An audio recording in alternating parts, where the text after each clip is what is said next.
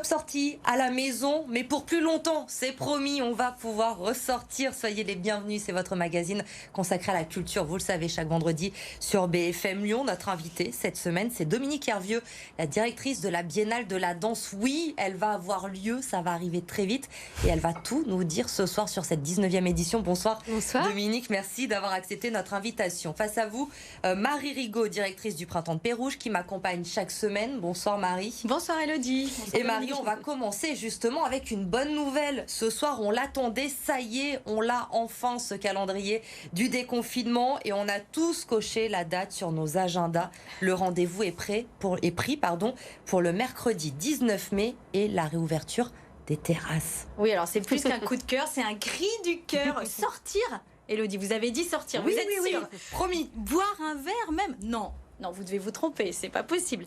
Mais si, je vous assure, ça va arriver, et même très vite maintenant. Alors moi, perso, je tiens plus en place. Je suis comme une lionne en cage, prête à surgir, à rugir et à gravir sur tous les marches. Vous avez déjà fait votre réservation? Oui, aussi. Prête à gravir les marches pour accéder d'ailleurs à n'importe quel rooftop, terrasse, ensoleillée, même pour le sunset, surtout sur Lyon, sunset de rêve, et avec des projecteurs de spectacle plein les mirettes, à rugir de plaisir, c'est pour bientôt. Alors, un peu comme un décompte de nouvelle année, nous comptons désormais les heures, n'est-ce pas? Et notamment avant la réouverture donc des terrasses. Et à Lyon, nous sommes vraiment gâtés. Les rooftops se multiplient d'ailleurs chaque année. Mais là, on va se concentrer sur les rooftops où il y a de la musique et des bons décibels. Évidemment.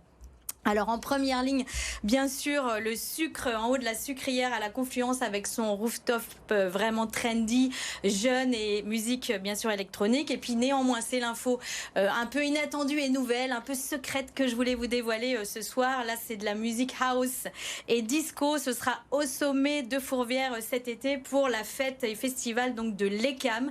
C'est pas leur première édition, mais en tout cas, ils se lancent fin août dans un jardin au Perché et juste canon. Donc c'est un festival vraiment pour les jeunes, mais finalement aujourd'hui n'importe. Si on n'est pas jeune, on n'a pas le droit d'y aller. Non, mais on va voir tout ce qui se présentera, on ira, on regarde même plus la programmation, on fonce, c'est sûr. Donc house, disco et funk, donc tout ça de quoi groover with a view, donc avec une vue canon. Alors pour l'instant, je viens de vous le dire, il n'y a pas de line-up vraiment annoncé, mais l'organisation tient en tout cas à reprendre la programmation prévue déjà l'édition dernière. Alors avec par exemple Carpet B2B, Memza, bien sûr ça vous parle, Sinai B2B, Softly, bref, etc. En tout cas, quelle que soit la prog, et comme je viens de vous le dire, on foncera sans se poser de questions. Et puis même si c'est pas un rooftop, oui, vous aviez un petit coup de cœur aussi. Oui, c'est l'info un peu de la semaine. Les Nuits Sonores qui viennent d'annoncer leur grand retour, c'est aussi un peu un pied de nez parce que malgré tout, en général, les Nuits Sonores c'est debout et en collé serré. Donc ils vont quand même faire une édition nouvelle formule adaptée aux contraintes du 22 au 25 juillet. Alors ce sera donc pas debout ni collé serré, ce sera peut-être couché. Ça pourrait être sympa aussi. Et ils nous ont dit qu'ils nous en diront un petit peu plus fin mai, la programmation notamment, et également les lieux où on va pouvoir aller vivre ces nuits sonores, donc à Lyon. Avant les nuits sonores, justement, autre rendez-vous à ne surtout pas manquer, c'est la Biennale de la danse. Elle va se tenir du 1er au 16 juin prochain. Et pour en parler, sa directrice est avec nous ce soir, Dominique Hervieux. Ça y est, nous y sommes. Plus de report cette fois, on est lancé. La Biennale va pouvoir se tenir. Vous avez hâte, j'imagine. Ah oui, alors plus que hâte. Et puis c'est surtout les artistes qui ont hâte. Hein. Et c'est une espèce de train comme ça où nous on a hâte de se retrouver entre nous quand même.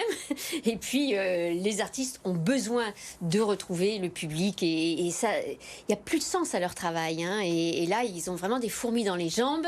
Donc on sera tous là. Il n'y en a plus pour très longtemps. Le 1er juin, donc le début, je l'ai dit. Cette année, vous avez décidé de célébrer la créativité africaine et la jeune scène artistique. Dites-nous en plus, quel est le programme de cette 19e édition? On veut savoir. Alors, en effet, je trouve que c'est très bien qu'on reprenne contact avec la danse via l'Afrique, parce qu'il y a un groove, il y a une pulsation qui est extrêmement généreuse, politique aussi. Hein, c'est des artistes contemporains qui ont un regard critique sur l'Afrique, sur leur pays, mais avec une dimension physique, corporelle, rythmique, très forte, très présente. Donc c'est Koudou Sonikekou, le Nigérian, Sergemi Koulibaly, burkinabé et beaucoup d'autres. On ouvre avec Robin Orlin, sud-africaine, et la chanteuse Camille. Donc voilà, c'est tout un mélange de pluridisciplinaire. Et il se passe vraiment en Afrique une créativité qui joue maintenant avec les frontières. Ils sont plus tous axés sur l'Europe, etc. Ils vont vers le Japon, ils vont vers les États-Unis, ils vont vers leur propre culture traditionnelle. Et c'est une fête de l'énergie. Et vraiment, il y a une nouvelle génération. Il ne faut pas manquer ça. C'est très fort. Il ne faudra pas manquer non plus un autre rendez-vous qui va se passer aux usines Fagor. C'est l'expérience Fagor. Ouais. Racontez-nous, qu'est-ce que c'est? Alors, je me suis dit, il y a 2 ans, mais ça s'est renforcé avec cette crise, qu'il y a un moment peut-être qu'il fallait qu'on laisse la place aux jeunes. Mais vraiment, donc les jeunes, ils ont entre 15 et 25 ans. Et l'idée, c'est que je donne les clés de l'usine Fagor à ces jeunes de 15 à 25 ans qui sont accompagnés par des grands artistes de niveau international. Ouais, voilà. Mais, et on fait des formats différents.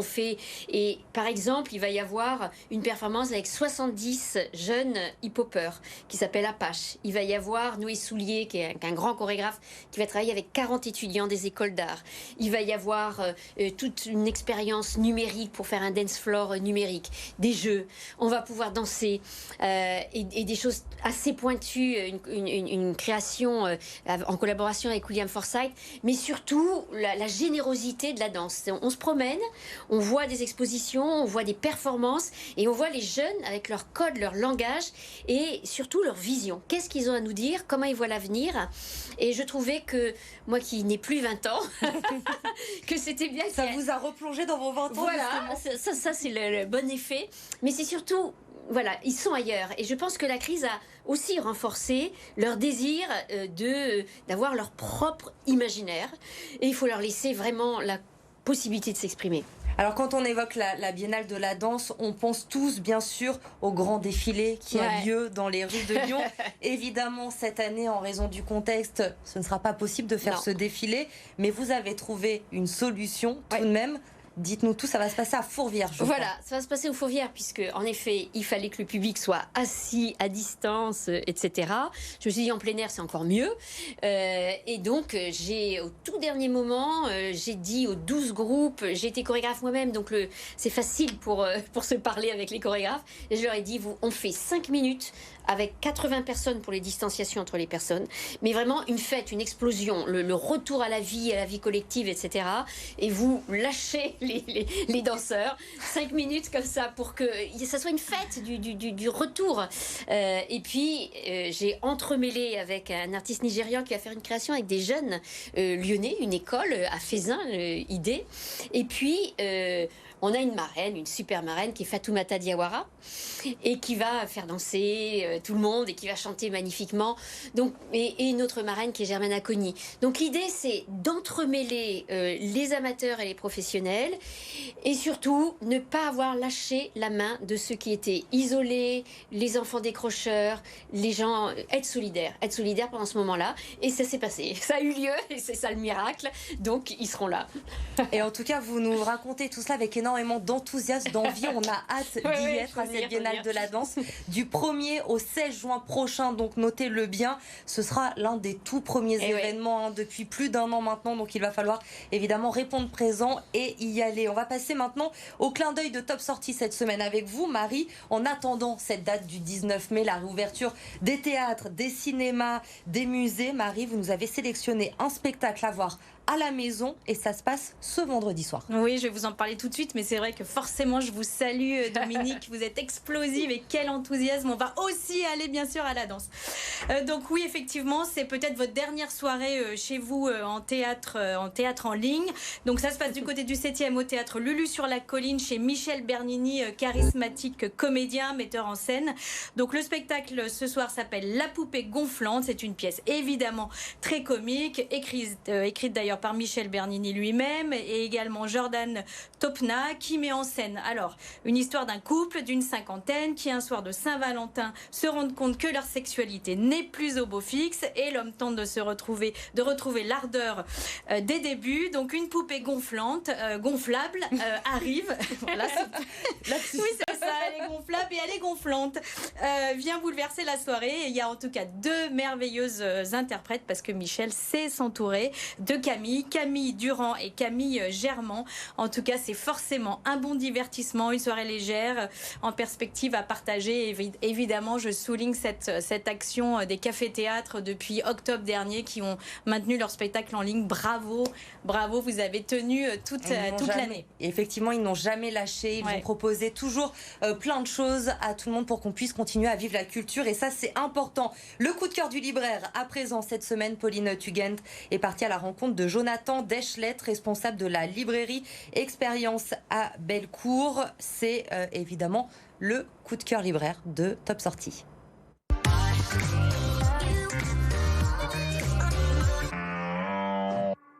Alors, il s'agit de l'adaptation de Le Cœur des femmes, donc, qui a été écrit par Aude Mermillot, adaptation du roman de Martin Winkler, sur l'histoire de cette jeune interne en gynécologie qui va devoir évidemment revoir l'intégralité de sa façon d'envisager le monde de la gynéco.